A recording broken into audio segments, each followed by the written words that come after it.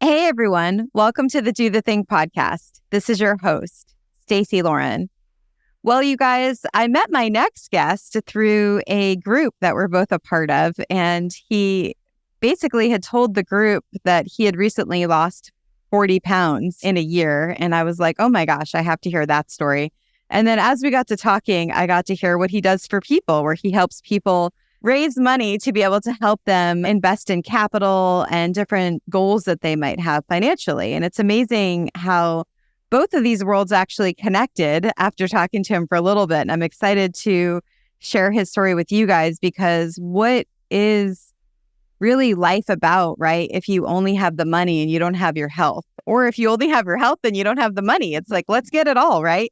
And so he's here to help us do the thing and do all of that. So I'm so excited to welcome Stephen to the show. Hey, Stephen. Hey, Stacey, thank you for having me.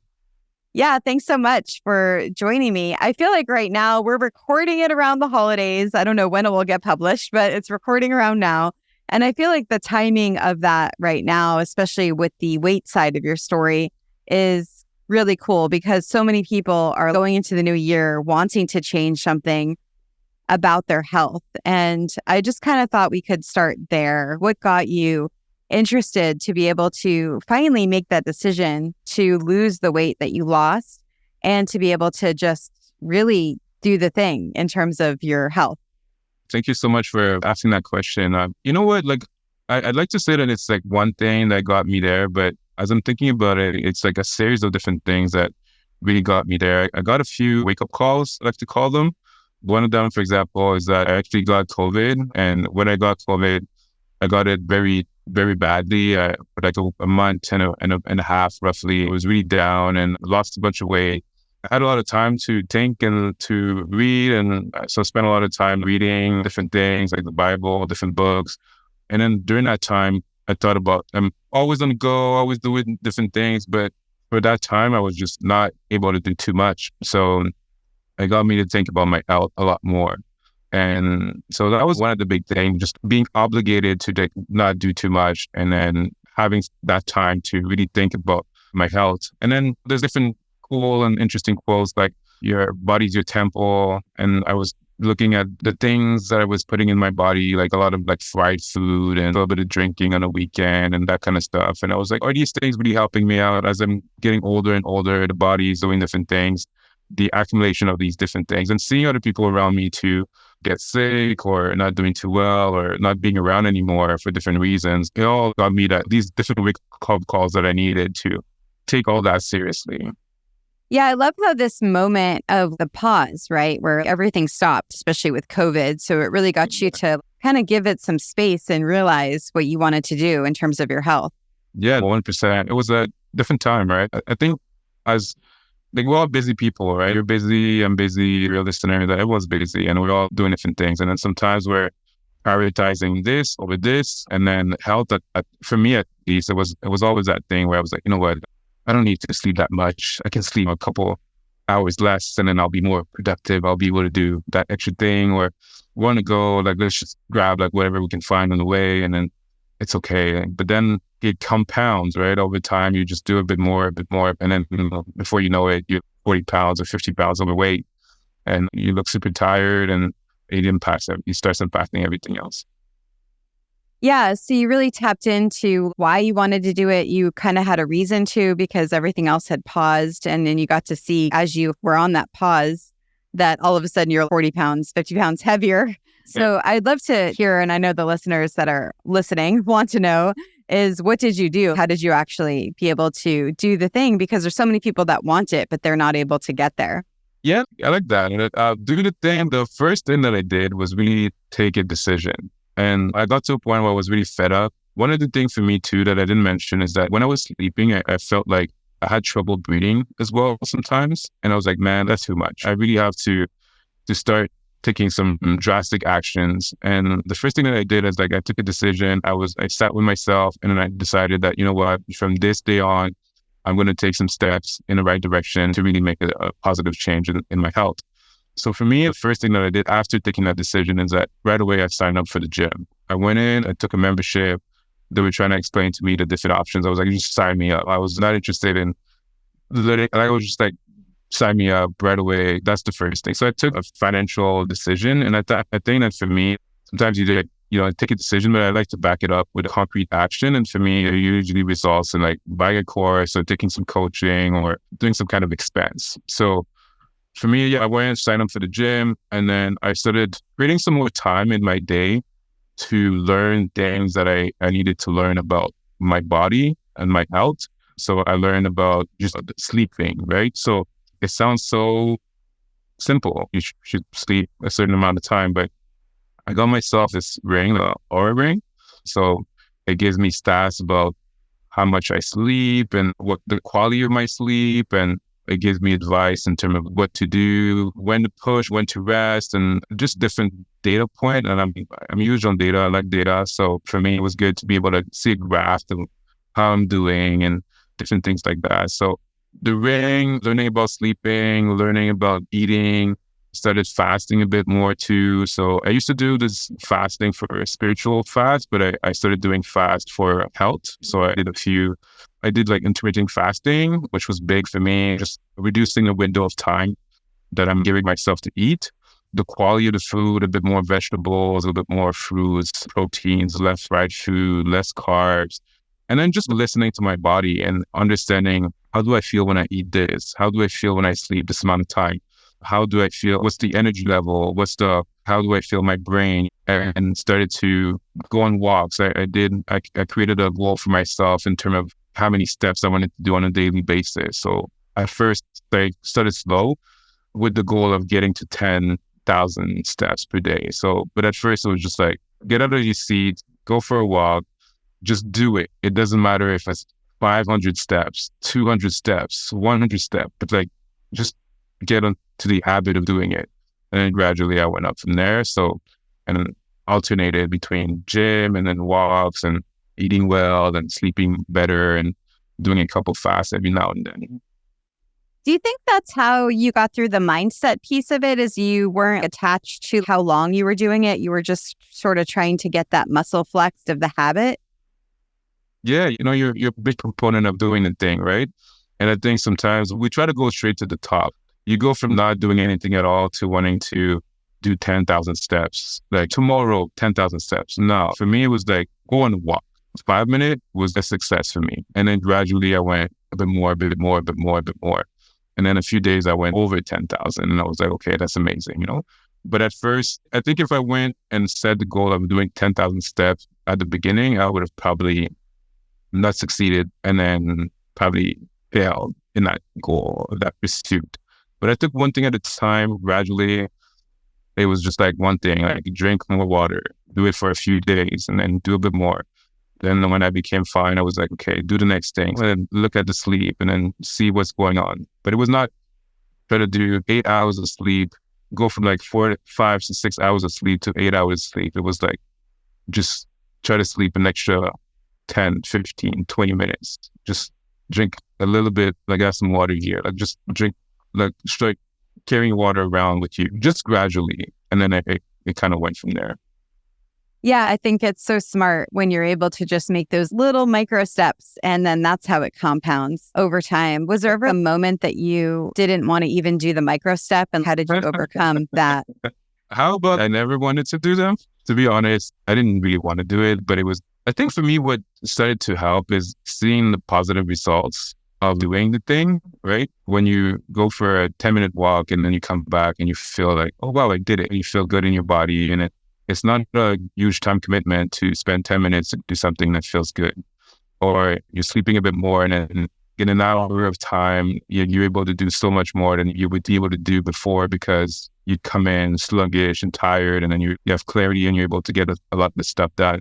Like just these positive things really help keep me accountable to myself. And then I wrote down a lot too about what I was doing and how I was doing and track different things. But I was never super motivated to do things in a day-to-day, but I was very interested in the results of being able to see, hey, if I do that, then I'm going to feel better. I'm going to look better. I'm going to feel great in my body. And then I started getting a few compliments, and then these started to help too because people were noticing, and I was like, I want to continue getting some more of those, So, but every now and then, I'll be fully transparent. Every now and then, I didn't feel like doing it. And then sometimes I forced myself. Sometimes I actually didn't do it. But then I tried really, really hard to not let it be that way for too long. So let's say I took a day or two that I wasn't really feeling like it and I didn't do it. I would try not to let like a week go by, for example, without going to the gym. Or I would reduce the amount, the intensity. Like let's say I got to 5,000 steps and then that was my regular thing. But then a day I didn't really feel like doing it. I was like, okay, at least do 2,000 steps. Like you're not doing what the full 5, but at least you're doing something. So that's kind of how I went about it. You're building that consistency muscle and then you're building on it, basically. You mentioned that you were writing things down, which I look at as accountability to yourself. Did you keep yourself accountable in any other way? Oh, writing things down was the thing that I think I did the most. I didn't want to have I thought about potentially doing a public thing where I would go and use maybe social media or tell like my wife or a friend or someone that, hey, you know what, this is my goal. But I wanted to really keep it to myself. I didn't want the extra pressure as well of having someone else or a group of people looking and then expecting things. So I just wrote things down. I kept it to myself. I didn't tell anyone what I was doing. I just made the decision, started making a few steps. And then at the beginning, every day. And then over time, I went like every week. But every day, I would just go on a scale and then look at my weight. I'd take a picture of myself. And then I would just write, I woke up, I was this weight. Went to bed, I was this weight. What did I do today? Did I go on a walk? Did I eat fruits and vegetables?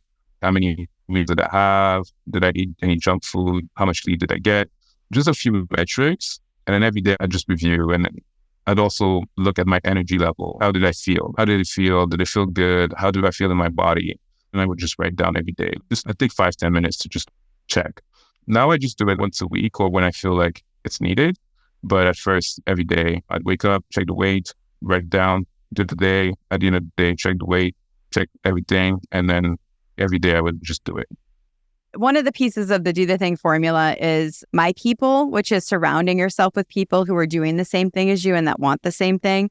And in the group that we're in, for example, those are my people because we're both wanting to be able to impact people through a program that we're creating. And so with the weight, I'm wondering, because it sounds like you kept it kind of private, so you didn't have the extra pressure, which makes sense. But did you have any source of connectedness with people, even at the gym, where you were doing something with others? Yeah, so one thing that I did, although I was writing a lot and keeping a lot to myself, because I was going to the gym kind of on a regular basis around the same time, I saw some friends at the gym, people that I knew from before, and then also new people that I met at the gym. And then just having them around, like we'd talk, they'd give me some tips. And then just knowing that they'd be at a gym at a certain time, I would come in.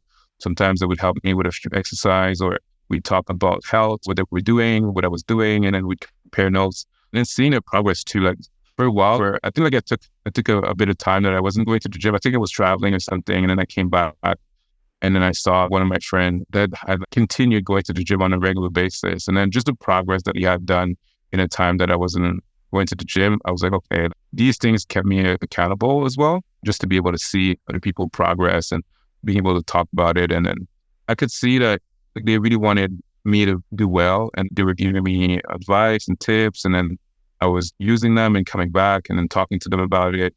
And one even told me that he would give me a muscle shirt if I got to a certain amount of body fat. It was like, I didn't get to it yet, but it's still work in progress. And when I get to it, I'll go and claim my muscle shirt. So these like little reward things, I think gamifying things just in general, having people that you can count on, finding ways to give yourself little challenges, little rewards every now and then. They're all things that are very, very positive and help with reaching different goals. Yeah, I'm glad this came up because we have our friends, right? And they fulfill a lot of needs that we have for connection. But then when we're wanting to do something new and scary or different or challenging, yeah, it does add pressure to kind of add those friends into it. But that's why if you're surrounding yourself with people that have a common goal or a shared purpose, then you're able to do it with them. And it's this way of creating this pure network of people that are just supporting and encourage each other along the way. Yeah, 100%. Thanks so much for sharing that story. I was really excited to hear about it because I feel like there's just so many people right now that are wanting to make changes, especially with their health, But I think the way you were able to talk about it, you could basically apply those skills that you used for your health to anything that you want because of some of the strategies you talked about, which is just start with walking 100 yards. You don't need to walk 10,000 steps. And I think so many people have that all or nothing mentality with so many things. And then the other thing that I think is so relevant for anything you want to do is just making a decision, right? And being able to just start with that. And then once you make the decision, regardless of how you're going to do it, I think it all starts to fall into place. Mm-hmm. Yeah, 1%. I love that you said that. Yeah. So let's talk about, because we're in a group together and we haven't talked about your program yet. I'd love to hear what you're doing for people with that as well. Yeah. So what I do, so you're right, like health, all these things are really connected. Health, wealth, faith, like all these things are super connected. And one of the things that I'm doing is I spend a lot of time investing in real estate and I love that space. And one of the issues that came up for me when I started investing in real estate is that you come in with some money and then you invest and that's great. But then eventually you get tapped out because your money is trapped into a property that you bought. And then it's going to take a while before you're able to get your money out. But then when you become really good at finding properties that are cash flow positive or whatever strategy that you're using, or you're good in business and then you have like different things that are happening, eventually you kind of get in a position where you get a lot of deals or a lot of opportunities coming your way. But then because your funds that you use are like trapped into a deal, maybe for a year, for 2 years, for 5 years, you get to a position that you're stuck. So I learned how to raise capital to be able to basically partner up with other people to be able to buy real estate. So let's say, for example, I find a great deal. I don't have money and because my money is tied up, or there's a position where like you have some money and then I have the deal, we can partner up and then buy the real estate together. So you get some profit, you get some of the benefits. I might do the work, might not put some money, you put the money, you don't do the work. And then we're able to help each other that way. So I did a few of those. And then eventually I was like, you know what, this is a really cool thing that I'm probably not the only person that's struggling with that. So let's see who else might need help with that. And then I decided to essentially teach other people how to go about doing that. And I found out that people need it for real estate, but sometimes in business as well. When you go to the bank and then you're trying to get a loan or you apply for a government program, there's a lot of rules and regulations and different things that reporting and things that kind of slow things down, approval levels and different things like that. But if you're able to learn how to position yourself and position your deal or your opportunity in a way where you can attract someone that has disposable income that they'd be happy to invest with you, then you're able to grow faster. So what I do essentially is that I raise capital for my deals and I teach people how to go about raising capital for themselves. And then also help people in basically doing it for them. So these are like the different things that I do now that it's really, really cool. I love it a lot. And people are enjoying it too. How do you help people overcome the fear of doing something like that? Yeah, I think that the thing that comes up the most is people have this feeling that if they're asking someone for money, it's a bad thing. And they have this feeling of I'm in a position of like, they have the money, why would they invest with me? These kind of feelings come up. But how to overcome that is really, I wouldn't advise anyone to raise capital and then do partnership with someone if you don't have a proven system and a track record of being successful at what you do, because you don't want to play or gamble with people's money. Very, very, very, very important to treat the money of someone else the same way that you would treat your own funds and doing everything that you can not to lose any money, because people work really, really hard for their money and they sacrifice a lot to be able to get. Saving is not easy, right? So you want to be really responsible with that kind of stuff. But once you do have something that works out, the flip is finding a way to really get in a position where you're trying to like help people do well. Because if someone has money and then their money is just sitting in their bank account, the money's not being productive. So I put myself in a position where I want to be able to help people by giving them opportunities to make sure that their money's productive. So that if we're getting nothing because the money's just at the bank not being productive, or they're going to the bank, they're getting a very, very, very, very low return on their investment. Is there a way that I can help them out by providing them with an opportunity with no pressure, by explaining them all the potential rewards, all the potential risks, and then really make it possible for them to take a decision that works best for them? and not being attached with the decision, whether they decide to do it or decide not to do it. I'm all good with it. So that's kind of how I go about it. And that's how I teach too. I'm really big on faith and the Bible. And so for me, it's like very, very important to operate with a sense of integrity and being able to do things that are going to be profitable for everyone so that it's a win-win. So I never want to put myself in a position where it's going to be good for me, but not good for the person. I always want to make sure that they understand everything that it involves.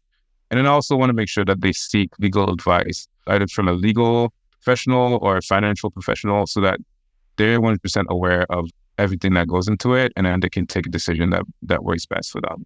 But once you overcome these things and then you come in with it with a sense of, hey, I'm here to help. I'm here to find ways to help people be more profitable and use more of the money, less of their time, get the money to work for them as hard as they're working themselves.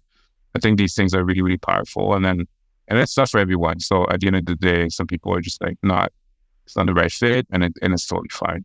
Well, please share where people can learn more about you and get more information. Yeah, for sure. So right now I do a lot of events. I've been doing some webinars and some sessions like that. The best way really to find me is on Facebook right now. Facebook, Steven Leconte is my name. And I share a lot on my page about different things that I do. We are in the process of creating a website, and then we'll have regular events. But right now I post events on my page. People sign up, and then they can come and learn, or they reach out to me directly, and then we can talk about if they don't learn how to do it and they just want someone to do it for them.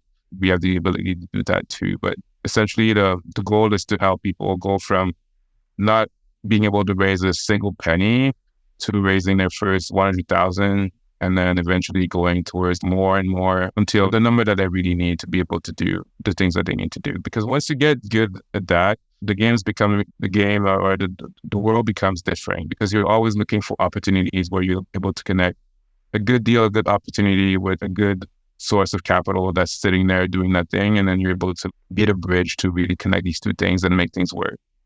All right, Steven, what would be your number one piece of advice for the listeners on doing the thing? Doing the thing. I think the best, I'll have two. One is really follow Stacey. Do the thing, follow Stacey, learn from other people that are doing the thing. But then I say, really look inside and really look at life is short. We don't know how much time we have here. We can be really in our head and think about all the reasons and all the things that could go wrong, but we'll never know if we don't try. So give it a try, do the thing.